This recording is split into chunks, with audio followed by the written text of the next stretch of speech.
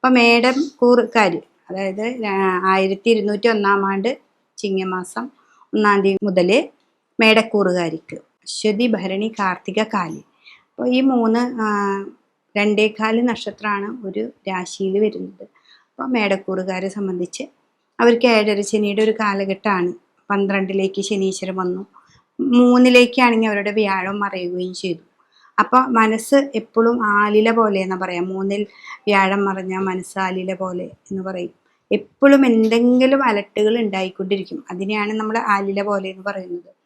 പിന്നെ 12ാം ഭാവത്തിൽ ശനി വരുമ്പോൾ നമുക്ക് എന്താണെന്ന് വെച്ചിട്ടുണ്ടെങ്കിൽ നമ്മുടെ കർമ്മഭാവങ്ങളിലൊക്കെ തടസ്സങ്ങൾ വരിക, പെട്ടെന്ന് നമുക്ക് ജോലിയിൽ ഉണ്ടാകുന്ന പ്രതിസന്ധികൾ വരിക, മാറ്റങ്ങൾ വരിക, അങ്ങനെയൊക്കെ വരുമ്പോൾ നമ്മളാകെ ടെൻഷനായിപ്പോവും. മേടൻ രാശിയുടെ ഇവിടെ ശിരസ്സാണ്. അപ്പം അപ്പോഴേ നമുക്കൊരു ടെൻഷൻ ഉണ്ട്. പിന്നെ ഈ ഒരു സംഭവം കൂടിയൊക്കെ ആകുമ്പോൾ നമുക്ക് കൂടുതൽ ടെൻഷനും കാര്യങ്ങളൊക്കെ ഉണ്ടാവാനായിട്ട് സാധ്യതയുണ്ട്. പക്ഷെ ഇതിലൊക്കെ ആണെങ്കിലും നമുക്കിവിടെ രാഹു 11ൽ വന്ന് നിൽക്കുന്നുണ്ട്. അപ്പോൾ രാഹു 11ാം ഭാവത്തിൽ ലാഭസ്ഥാനാണ്. നമ്മളിവിടെ കുറേ ടെൻഷൻ എടുത്തും ഒക്കെ നടക്കുമ്പോഴും നമുക്കിവിടെ രാഹു എന്നുള്ള ഭാവം നമുക്ക് ഇത്തിരി കൂടി നല്ലത് ചെയ്തു തരുന്നുണ്ട്. അപ്പം നിങ്ങൾ എന്താ വേണ്ടത് വെച്ചാൽ, ഈ ഒരു വർഷം നമുക്ക് 7 ശനിയാണെന്നറിയാം, 3ൽ വ്യാഴം മറഞ്ഞു നിൽക്കുകയാണെന്നറിയാം. ഇതൊക്കെ ചെയ്യുന്നത് കൊണ്ട് വ്യാഴത്തിന് നല്ലപടിയെ പ്രാർത്ഥിക്കാം. പിന്നെ അതേപോലെ 5ാം ഭാവത്തിൽ നമുക്ക് കേതു വന്നു. കുട്ടികളുടെ കാര്യങ്ങൾക്കോ അല്ലെങ്കിൽ കുട്ടികൾക്ക് വിദേശ പഠനത്തിനൊക്കെ പോകുമ്പോൾ നമ്മൾ കൂടെ പോയി സാമ്പത്തിക കാര്യങ്ങളൊക്കെ ചർച്ച ചെയ്ത് അതിനൊരു കറക്റ്റാക്കിയിട്ട് ഒരു തീരുമാനം എടുക്കണം. അല്ലെങ്കിൽ ഇവിടെ സാമ്പത്തിക നഷ്ടങ്ങൾ അനുഭവിക്കാനായിട്ട് നമുക്ക് സാധ്യതകളുണ്ട്. അപ്പം അത് വളരെയധികം സൂക്ഷിക്കാം. പിന്നെ ശനീശ്വരനാണ് 12ൽ നിൽക്കുമ്പോൾ ശനി ഇത്തിരി ദോഷത്തെ ചെയ്യുന്നുണ്ട്. അതും മീനൻ രാശിയിലാണ് നിൽക്കുന്നത്. അപ്പം മീനൻ രാശിയിൽ നിൽക്കുമ്പോൾ നമുക്ക് കാലി സംബന്ധമായ രോഗങ്ങൾ വരും, നീര് സംബന്ധമായ രോഗങ്ങൾ വരും, ശരീരത്തിൽ നീര് വരിക, പിന്നെ ഈ ഉദര സംബന്ധമായിട്ടുള്ള രോഗങ്ങൾ നമുക്ക് വരുന്നുണ്ട്. ഇതൊക്കെ രോഗാവസ്ഥകളും വരുന്നുണ്ട്.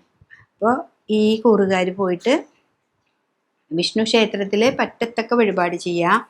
വീട്ടിൽ ഇപ്പം ഇന്നും നമുക്ക് ക്ഷേത്രത്തിൽ പോകാൻ പറ്റാത്തത് കൊണ്ട് വീട്ടിൽ വിഷ്ണു സഹസ്രനാമം നന്നായിട്ട് ജപിക്കുക. അപ്പോൾ കറക്റ്റായിട്ട് ഒരേ ടൈമിങ്ങിൽ നമ്മൾ കറക്റ്റായിട്ട് ജപിക്കണം. അത് ഇപ്പോൾ രാവിലെ ആണെന്നുണ്ടെങ്കിൽ രാവിലെ, എന്നാലാണ് അതിൻ്റെ അനുഭവങ്ങൾ നമുക്ക് കിട്ടുള്ളൂ. അല്ലാതെ ഞാൻ ചെയ്യുന്നുണ്ട് എന്ന് പറഞ്ഞ് ഇന്ന് ചെയ്തു നാളെ ചെയ്യാതിരിക്കുക, അങ്ങനെ ചെയ്താൽ നമുക്ക് അതിൻ്റെ ഗുണാനുഭവങ്ങൾ നമുക്ക് കിട്ടുന്നില്ല. അതേപോലെ 12ലാണ് നമുക്ക് ശനി ആയതുകൊണ്ട് ശിവൻ്റെ അമ്പലത്തിൽ പോവാം, മൃത്യുഞ്ജയം ചെയ്യുക, ഹോമോ അല്ലെങ്കിൽ പുഷ്പാഞ്ജലി ചെയ്യാം. ദുരിതങ്ങളെ അകറ്റുക. മൃത്യുഞ്ജയ ഹോമം കൊണ്ട് നമ്മൾ ചെയ്യുന്നത് എന്താണ്? അത് ദുരിതങ്ങളെ മാറ്റാനാണ് നമ്മൾ ചെയ്യുന്നത്.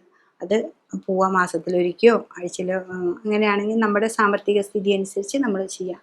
ശിവക്ഷേത്രത്തിൽ പോവുക, പിൻവിളക്ക് മുൻവിളക്ക് ധാര കൊടുക്കുക, കൂവളത്തിൻ്റെ മാല അർച്ചിക്കുക. ഇതൊക്കെ ചെയ്യുമ്പോൾ തന്നെ നമുക്ക് കുറേ മാറ്റങ്ങൾ ഉണ്ടായിരിക്കും. അപ്പം നമ്മുടെ ഈ തടസ്സങ്ങൾക്ക് ഒരു മാറ്റമാണ് നമ്മൾ പറയുന്നത്. അപ്പോൾ രാഹു ഉണ്ട് 11ൽ ലാഭസ്ഥാനത്തേക്ക് നമ്മൾ പോകുമ്പോൾ ഈ തടസ്സങ്ങളൊക്കെ ഉള്ളതിനെ ഇത് മാറ്റിക്കൊണ്ട് നമ്മൾ മുന്നോട്ട് പോവുകയാണെങ്കിൽ ഈ കുട്ടികളുടെ കാര്യമാണെങ്കിലും ബിസിനസ്സുകാർക്കാണ് ഏറ്റവും പ്രശ്നം ഉണ്ടാവുക. അവർ പൈസ ഇട്ട് അങ്ങോട്ടും ഇങ്ങോട്ടൊക്കെ തിരിച്ചും മറിച്ചും കാര്യങ്ങൾ ചെയ്യുന്നവരാണ്. അപ്പോൾ അവർക്ക് ഈ കർമ്മസംബന്ധമായിട്ടും പിന്നെ എന്താണ് അവർക്ക് ബാങ്കിങ് മേഖലയിൽ നിന്നൊക്കെ കുറേ തടസ്സങ്ങൾ ഉണ്ടാവാനായിട്ട് സാധ്യതയുണ്ട്. അപ്പോൾ ആ സാധ്യതയൊക്കെ മാറ്റാനാണ് നമ്മൾ ഈ പറയുന്ന പരിഹാരങ്ങളൊക്കെ ചെയ്യുക. നല്ലപോലെ പ്രാർത്ഥിക്കുക. പിന്നെ നിങ്ങളുടെ ഗ്രഹനില പ്രകാരം ഇപ്പോൾ അശ്വതി, ഭരണി, കാർത്തിക, കാല് ഇവരുടെ ഗ്രഹനില പ്രകാരം ഇപ്പോൾ ഓരോ വയസ്സ് ഉണ്ടാവുമ്പോൾ അതിൻ്റെ ദശാനാഥന്മാർക്ക് മാറ്റങ്ങളുണ്ട്. അപ്പോൾ ആ മാറ്റങ്ങൾ അനുസരിച്ച് നമുക്കുണ്ടാവും. ഇപ്പോൾ വ്യാഴം ഞാൻ ഇതിൽ 3ലാണെന്ന് പറഞ്ഞാലും നിങ്ങളുടെ ഗ്രഹനിലയിൽ വ്യാഴം 5ാം ഭാവത്തിലോ അല്ലെങ്കിൽ 9ലോ കർക്കിടകത്തിൽ ഉച്ചസ്ഥനായിട്ട് നിൽക്കുകയാണെങ്കിൽ ഏറ്റവും നല്ലതാണ്. അപ്പോൾ ഇവിടെ വ്യാഴത്തിൻ്റെ ചെറിയ ചെറിയ ദോഷങ്ങൾ നമുക്ക് കാണുന്നില്ല. ചെറിയ ദോഷമൊക്കെ ഉണ്ടാവും, പക്ഷെ വലിയതായിട്ടൊരു ദോഷം നമുക്ക് കാണാൻ സാധിക്കില്ല. അപ്പം അത് വളരെയധികം ശ്രദ്ധിച്ച് നിങ്ങൾ മുന്നോട്ട് പോവുകയാണെന്നുണ്ടെങ്കിൽ ഈ ഒരു വർഷം നമുക്ക് നല്ലൊരു ഫലങ്ങൾ തന്നെ ലഭിക്കാൻ സാധ്യതയുണ്ട്. നമുക്ക് 7 ശനിയാണ്, നമുക്ക് ഇത്തിരി ദോഷങ്ങളുണ്ട്. മനുഷ്യർക്ക് എല്ലാവർക്കും എല്ലാ ടൈമും ഒരുപോലെ ആയിരിക്കില്ല. പലർക്കും പല സമയത്തും വ്യത്യസ്തമായിട്ടുള്ള കാര്യങ്ങളാണ് ഉണ്ടാവുക. അപ്പോൾ അതനുസരിച്ച് നമ്മൾ മുന്നോട്ട് പോയാൽ നമുക്ക് ഭാഗ്യാനുഭവങ്ങൾ ഉണ്ടാവാനും സാമ്പത്തിക സ്ഥിതി ഉയരാനും നമുക്ക് സാധിക്കും. പിന്നെ വല്ലതാണെന്ന് വെച്ചാൽ നിങ്ങളുടെ ഗ്രഹനില പ്രകാരം നിങ്ങൾ ചെക്ക് ചെയ്തിട്ട് വേണം കാര്യങ്ങളായിട്ട് നടത്താനായിട്ട്.